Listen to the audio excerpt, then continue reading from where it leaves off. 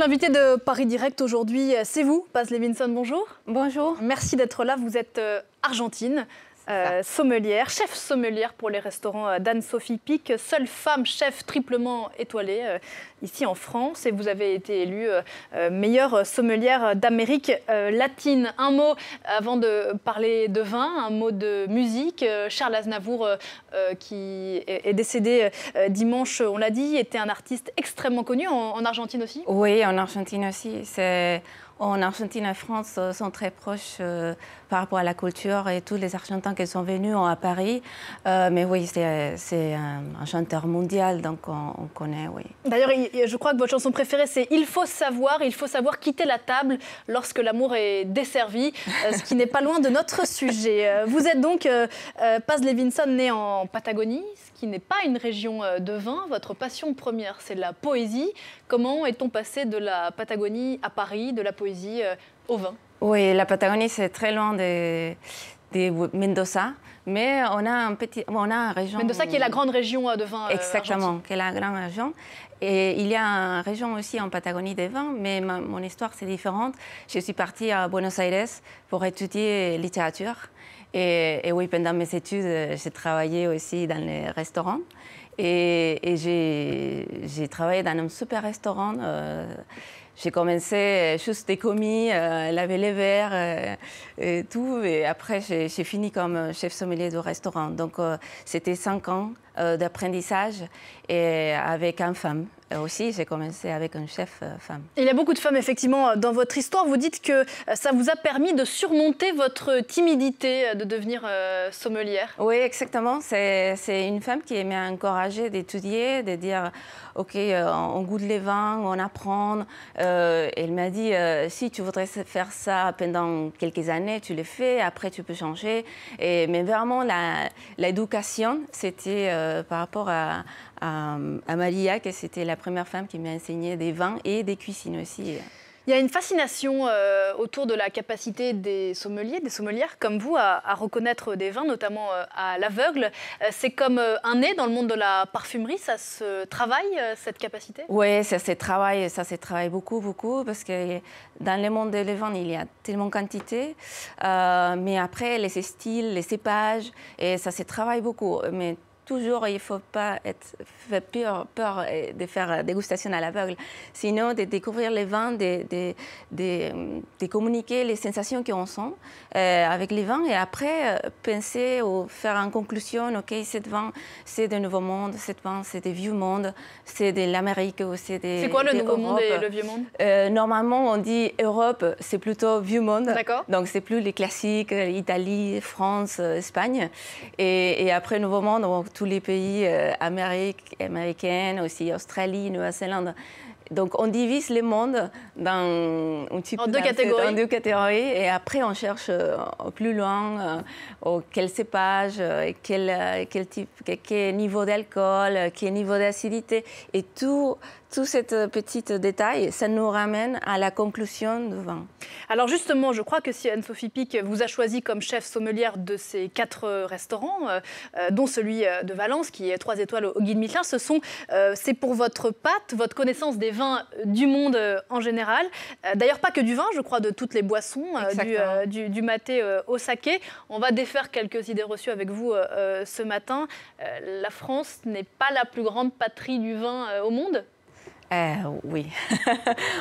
France, c'est extrêmement important pour tout le monde des vins. Mais ce n'est pas le premier producteur au monde. Non, c'est l'Italie. Ça dépend de l'année. D'accord. Ça dépend de l'année, parce que c'est toujours entre Italie et entre France. Donc ça dépend des rendements, ça dépend les climats. Et donc des fois c'est Italie, des fois c'est France. Donc les deux pays partagent les premières places comme producteur mondial des vins. Mais en termes de qualité, est-ce que c'est le premier pays? Parce que je voyais ce classement d'un magazine qui s'appelle le Wine Spectator, qui visiblement fait référence.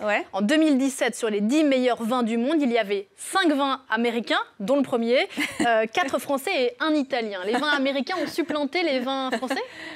C'est un classement, c'est un magazine qui est des États-Unis, mais après c'est un classement par rapport à toutes les dégustations qui sont faites dans toute l'année. Quand il y a un client qui me demande est-ce que c'est mieux en qualité des vins français, italiens ou américains, c'est vraiment, il y a des très hautes qualités dans tous les pays.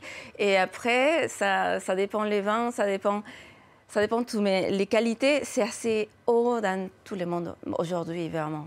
En France, on a un rapport très particulier au vin. Ça fait partie de notre patrimoine national. On boit assez peu de vins étrangers dans les restaurants ici en France. Comment ça se fait? Oui, ça se fait parce que tous les pays qui sont producteurs, par exemple, j'ai parti de l'Argentine. En Argentine, on buvait seulement des vins argentins. Et c'est pour ça que j'ai parti. Parce que je pense qu'il faut découvrir tout le monde.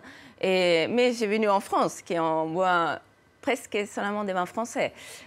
Donc, c'est surtout les pays qui sont producteurs et qui produisent beaucoup de vins.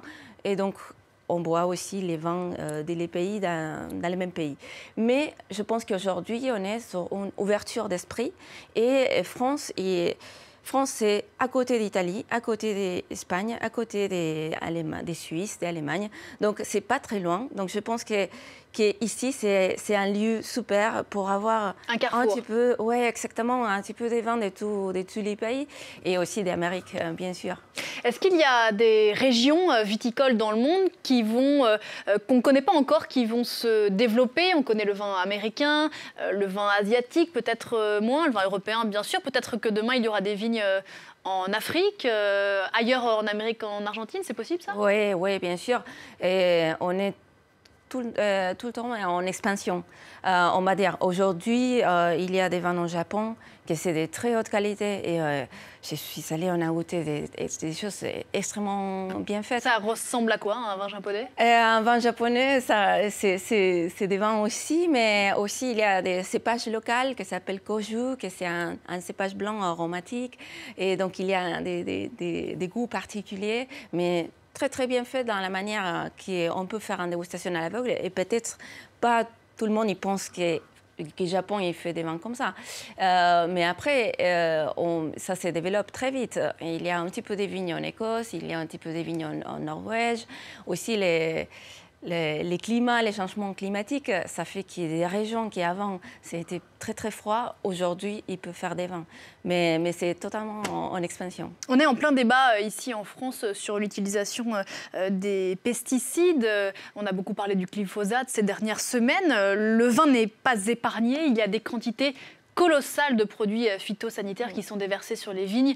En France, mais dans le monde, j'imagine que la situation est la même.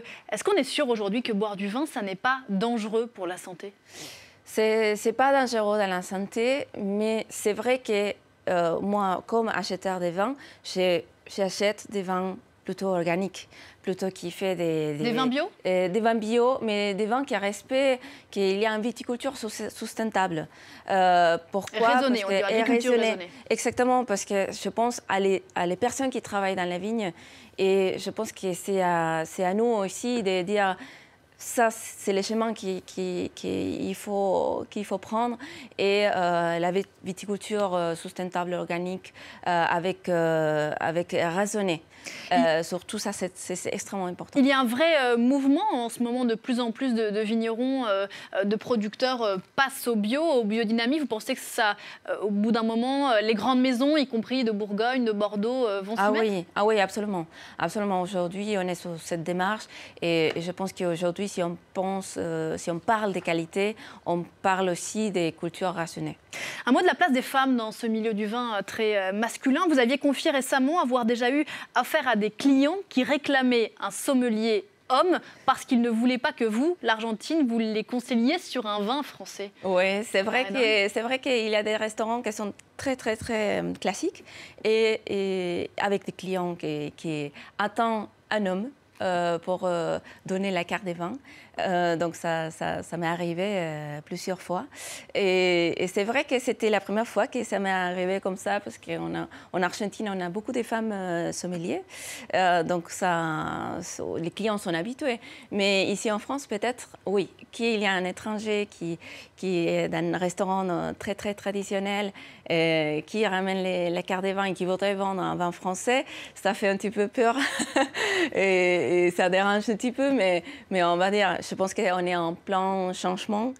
Aujourd'hui, il va y avoir beaucoup plus de femmes. Et vous, par exemple, est-ce que vous faites goûter le vin quand vous l'apportez à un homme ou à la première personne qui lève la main? Toujours, je demande qui souhaite goûter les vins. C'est une habitude qui va changer. Pourquoi d'ailleurs on fait toujours goûter les vins aux hommes au restaurant? Mais ça m'arrive tout le temps. Hein. On est peut-être 4 femmes sommeliers et un homme qui n'est pas sommelier et hop. C'est les hommes qui goûtent. Mais je pense qu'aujourd'hui, il faut demander qui souhaite goûter les vins. Il faut demander qui souhaite regarder la carte des vins. On se passe, on va dire, on ne peut pas préjuger et dire ok, c'est les hommes qui savent et la femme ne savent pas. Donc je pense que notre métier aujourd'hui, et notre responsabilité, c'est de demander c'est qui voudrait regarder la carte des vins, c'est qui souhaite goûter les vins avant de servir. Vous êtes arrivé 4e au dernier concours du meilleur sommelier du monde. Il y avait une 60aine de participants. 4 femmes, vous pensez? C'est un concours qui a lieu tous les 2 ou 3 ans. 3 ans. Tous les 3 ans. Il y a encore beaucoup de chemin à faire. Et pourtant, il y a beaucoup de sommelières femmes, vous le dites. Vous n'êtes pas encore tout à fait reconnues au niveau international. Non, mais c'est vrai que la dernière fois, dans les concours mondiaux, on a été 4 femmes dans les concours.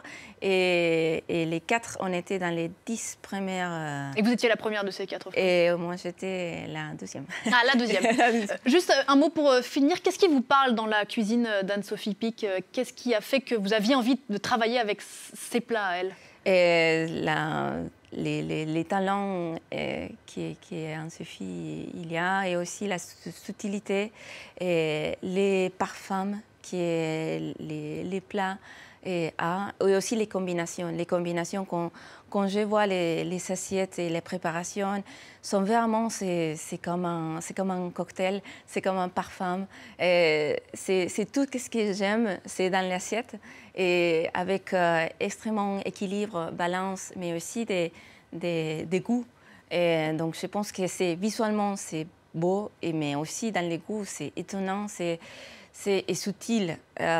Donc c'est une cuisine que pour moi c'est un rêve de travailler avec une femme assez talentueuse. Voilà, si vous avez la chance un jour à Valence d'aller manger chez Anne-Sophie Pic, on ne peut que vous le conseiller. Merci beaucoup Paz Levinson d'être venue ce matin dans Paris Direct. Merci. Bonne continuation à vous, et je crois que l'année 2018 va être une très belle année de vin. Voilà,